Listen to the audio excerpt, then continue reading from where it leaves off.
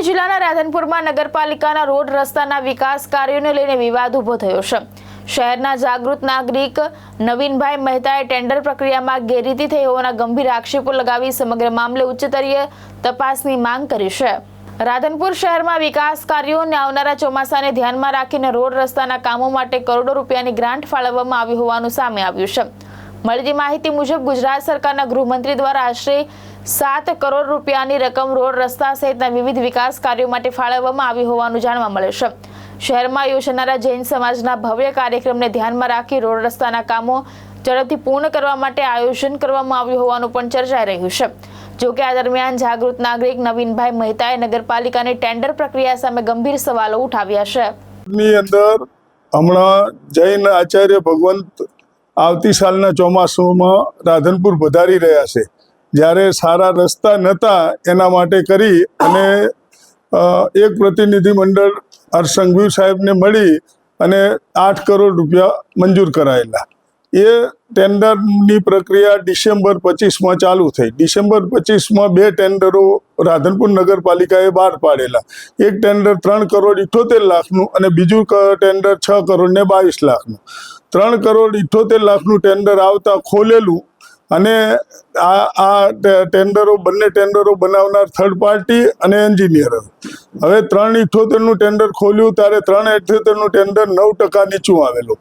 ડિસેમ્બરમાં ખોલેલું ટેન્ડર આ એન્જિનિયર અને થર્ડ પાર્ટીના મળતિયાઓનું ના આવતા એ લોકોએ એમને ફેબ્રુઆરીમાં છેક એગ્રીમેન્ટ માટે FDR મંગાવી।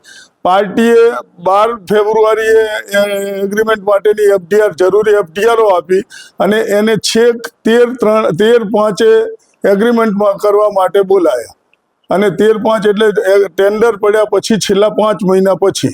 બીજી બાજુ 6/22 વાળું જે ટેન્ડર હતું એ ટેન્ડરમાં આ લોકોએ એવી શરત ખોટી નાખેલી જેના કારણે ટેન્ડર બીજા ના ખોલી અને એક ટેન્ડર ખોલી અને એ લોકોએ રદ કરેલું કે સિંગલ કોપી આવી છે। બીજી વખતે 2 કોપી આવેલી, એક લાયકાત નથી અને એક લાયકાત છે, સિંગલ કોપી કરીને કેન્સલ કર્યું।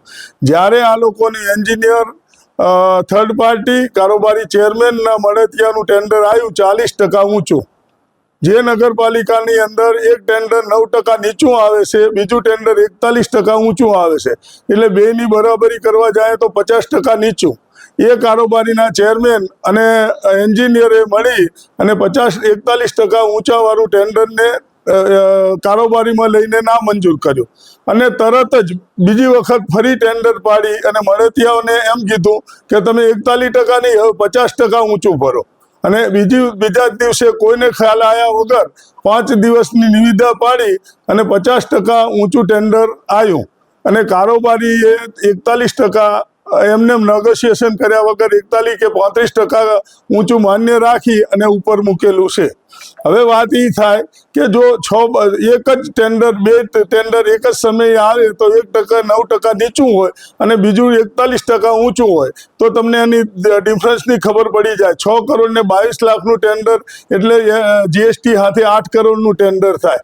હવે એ ટેન્ડરને જો ઊંચું આપે તો એના 4 કરોડ રૂપિયા થાય અને 4 કરોડ રૂપિયા ઉપર એને સૌ ભંડોળમાંથી આપવા પડે તો નગરપાલિકા એવી છે નહીં કે આપી શકે। તો આ લોકો શું કરશે કે 7 કરોડની જગ્યાએ કામ 4 કરોડનું કરી અને મોટા તોડપાણી કરવાના છે। બીજું, કારોબારી ચેરમેન પોતે ખુદ એમ માને છે કે બધા સભ્યો મારા છે, એટલે દેવજી પટેલના આ ધારા મુજબ અને પોતેની જાતને ગણી અને નગરપાલિકાના પ્રમુખ કે ઉપપ્રમુખને આ કોઈ વાતને ખબર નથી અને એમણે કારોબારીમાં મંજૂર કર્યું છે। મંજૂર કર્યા પછી ઉપર મેલી અને છેલ્લા ડિસેમ્બર મહિનાથી 5મા મહિના સુધી લેટ કરે છે અને પોતાના મળતિયાને ના આવતા આ જ્યારે એનું ટેન્ડર આવે ત્યારે થાય। બીજી બાજુ મહારાજ સાહેબ જૂન મહિનામાં આવવાના છે, જુલાઈ મહિનામાં, અને તાત્કાલિક કામ પૂરું કરવા હાટું કરીને આ ગ્રાન્ટ સ્પેશિયલ મંજૂર કરાયેલી છે।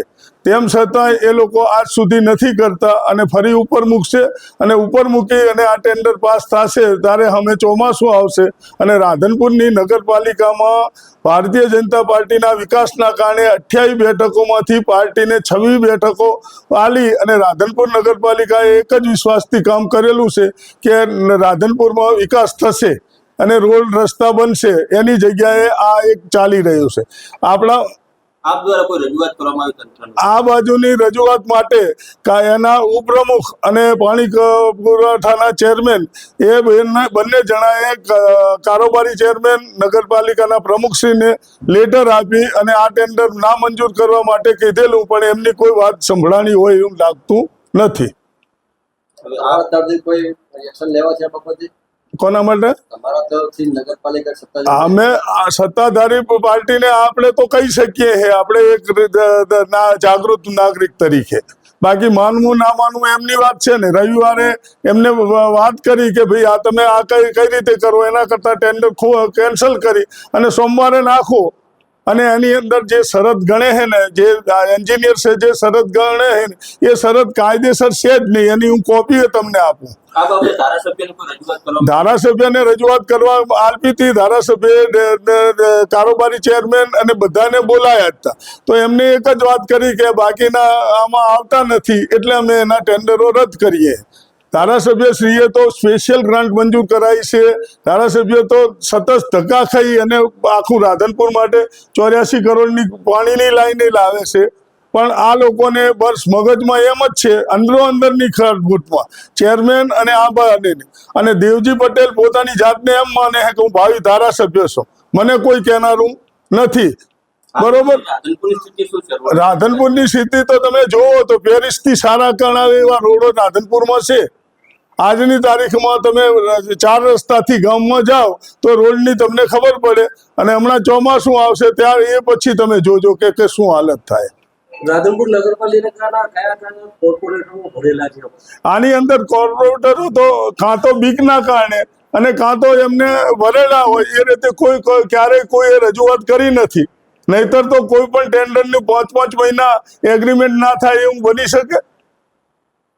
કારોબારી ચેરમેન ઉપર કોને આધાર છે કે આ બધું સમગ્ર આ બધું થઈ? કારોબારી ચેરમેન પોતાની જાતને ભાવિ ધારાસભ્ય માને છે. એને એમ કે માને કોણ કહેનારું છે. પોતે જે પ્રમુખ હતો તારે એ ક્યારેય ફોન લોકોના નથી ઉપાડ્યા. આજે કારોબારી ચેરમેન છે, તમે અત્યારે ફોન લગાવો, ફોન નહીં ઉપાડે તમારો. 1 વર્ષ પહેલા રોડ બનાવેલા તૂટી ગયા છે. હા, એ તો તૂટી ગયા છે અને કામ બરોબર નથી. કોણ દેખરેખ રાખે? બધાને ટકાવારી થર્ડ પાર્ટી છે. થર્ડ પાર્ટીને પૈસા મળી જાય એટલે એને રોડ જોવાની ક્યાં જરૂર છે? આજની તારીખના રોડ ચાલે છે, તમે એની જઈ અને એનું કટિંગ કરો. એનું આવે છે કોડ કટિંગ કાપો. તમને એની જે 5 ઇંચના રોડ હોય તમને જો પૂરેપૂરા મળી જાય તો હું ગુલામ થઈ જાઉં. ટેન્ડર આપવામાં આવ્યું છે કોઈ પક્ષના કોઈ સગા સંબંધીને આપવામાં આવ્યું કોઈ છે? ના, પાર્ટી કોઈ ક્યાં આવે છે આમાં? આ તો પોતાના છે. પાર્ટીને કોઈ લેવા દેવા જ નથી જાણતા. પાર્ટી પ્રમુખ પાર્ટીના પદાધિકારીઓ કેમ બોલતા નથી? પાર્ટીના નથી બોલતા એ ઉપરના દબાણના કારણે ના બોલતા હોય. આજે મારે આટલા માટે જ બોલવું પડ્યું કે પાર્ટીના પ્રમુખ નથી બોલતા. ગઈકાલે અમે નાનજીભાઈનો વિડીયો જોયો ત્યારે મને એમ થયું કે ખરેખર આપણે આગળ આપવું જોઈએ. કારણ કે અમારા વિડીયોમાં જે ઉપપ્રમુખે તમને લેખિત આલ્યું છે તોય છતાં ઉપપ્રમુખ ગોળ વાત કરે છે કે પ્રમુખને પૂછો, ખબર હશે. જ્યારે ઉપપ્રમુખે તો લેખિત આપી દીધેલું છે તો એને ખબર જ છે કે આ છે, છતાં ચૂપ રહે. દીપક સથવારા, દ્રષ્ટિકોણ ન્યૂઝ, પાટણ.